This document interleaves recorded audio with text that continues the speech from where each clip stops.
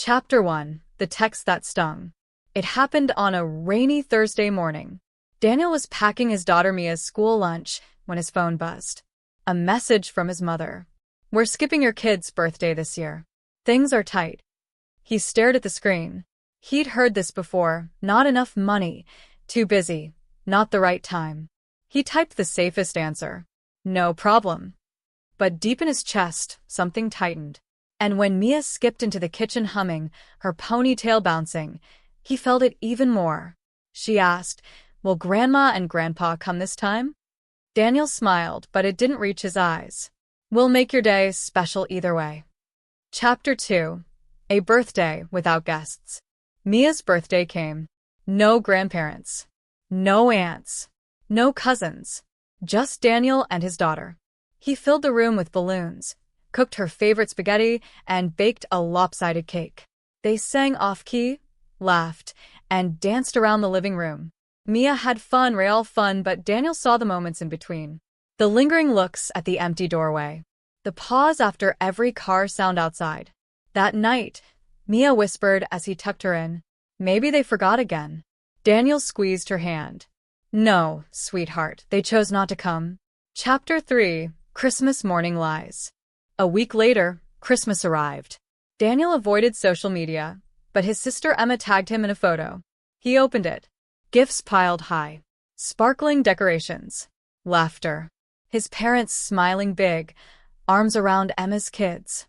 Matching sweaters. Caption: "Another magical Christmas. Spoiling my babies like they deserve." Daniel's jaw tightened. He scrolled.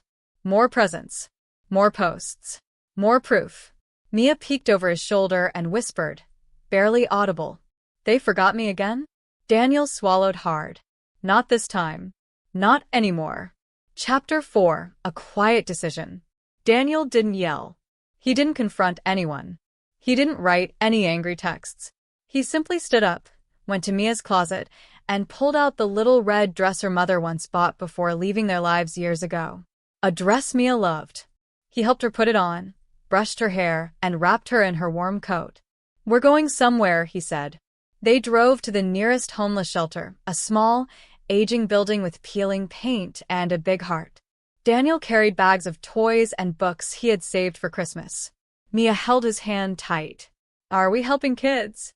Daniel smiled softly. "Yeah, kids who deserve to feel remembered."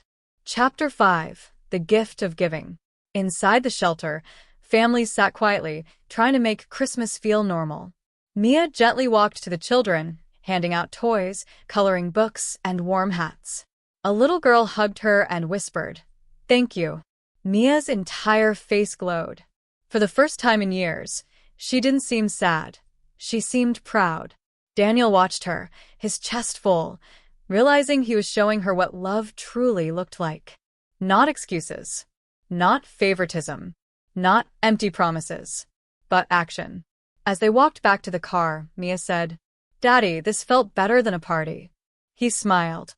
"I know, sweetheart." Chapter 6. The Morning Knock. The next morning, at 9 a.m. sharp, loud banging shook Daniel's front door. Bang, bang, bang. Daniel opened it. His father stood there, red-faced and furious, with his mother right behind him. "What is the meaning of that message?" his father barked. Daniel blinked. What message? His mother shoved her phone forward. On it was Daniel's quiet Christmas post. "Today Mia learned what real family looks like." Beside the words was a picture of Mia hugging the kids at the shelter. No names. No accusations. Just truth. But truth cuts deepest. Chapter 7. Breaking the Pattern. His mother started crying. "You're making us look like monsters." Daniel stayed calm. "I didn't say anything about you."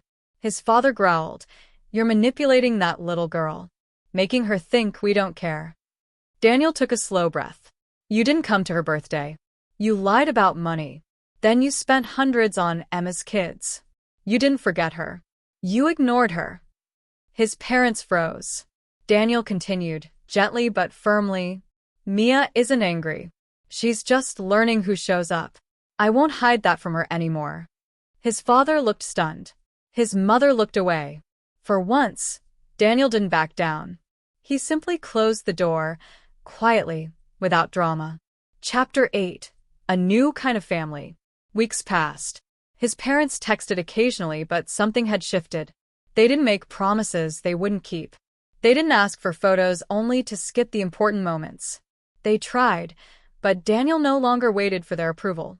Instead, he built something better. He and Mia volunteered every month at the shelter. Mia made friends. Daniel met people who supported him, without strings attached. A small community formed around them, chosen family. One night, as he tucked her into bed, Mia smiled and said, "Daddy, I'm not sad anymore. I know who loves me." Daniel kissed her forehead. "That's all I ever wanted."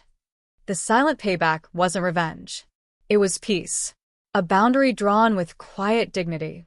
A choice to stop chasing people who chose not to love his daughter the way she deserved.